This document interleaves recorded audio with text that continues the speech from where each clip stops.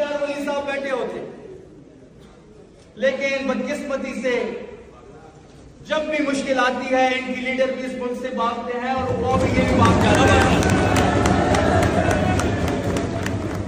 मेरी बड़ी ख्वाहिश थी कि उन्होंने इमरान का नाम लेके जनरल फैज से होके और जमहूरियत का दर्ज दिया कि वो यहां बैठे होते और सुनने का हौसला पैदा करते, क्योंकि जमहूरियत में आपके पास सुनने का हौसला होना चाहिए। जमहूरियत में आपको क्रॉस क्वेश्चन सुनने का, उसका जवाब देने का हौसला होना चाहिए। मेरे भाई ने बात की जनरल फैज की। जनरल फैज को हमें विरासत में तो नहीं मिला था, इसी इदारे का जनरल था। अपना इदारा ठीक करो, फिर अपना इदारा ठीक करो। हम कोई विरासत में तो नहीं लेकर आए थे जनरल फैज को। फिर इस तरह अगर हम कहानियां खोलने बैठे तो फिर 11 सितारों की पार्टी जनरल जिलानी वाली थी। नवाज शरीफ जनरल जिलानी की पैदावार है। अगर ये कहानियां हम खोलने बैठे फिर हम गराज से स्टार्ट लेंगे, हम फिर 1989 से स्टार्ट लेंगे। फिर हम ये भी बताएंगे कि कौन अटक के किले में बंद होकर माफिया मांग रहा था, उस मुल्क से भाग रहा था। और मेरा लीडर और उसकी बेगम बुशरा बीवी चट्टान की तरह खड़े हैं सिस्टम के खिलाफ। हमें ना बताया जाए, हमें ना दर्ज दिया जाए जमहूरियत का। हमें पता है कि आप कैसे बैठे हैं। फॉर्म 47 वाले हमें जमहूरियत का दर्ज देंगे।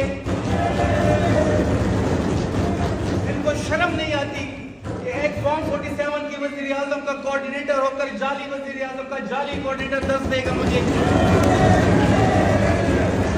बड़ी ख्वाहिश थी कि इख्तियार वली साहब बैठे होते, लेकिन बदकिस्मती से जब भी मुश्किल आती है इनकी लीडर भी इस मुल्क से भागते हैं और वो भी ये भी भाग जाते हैं।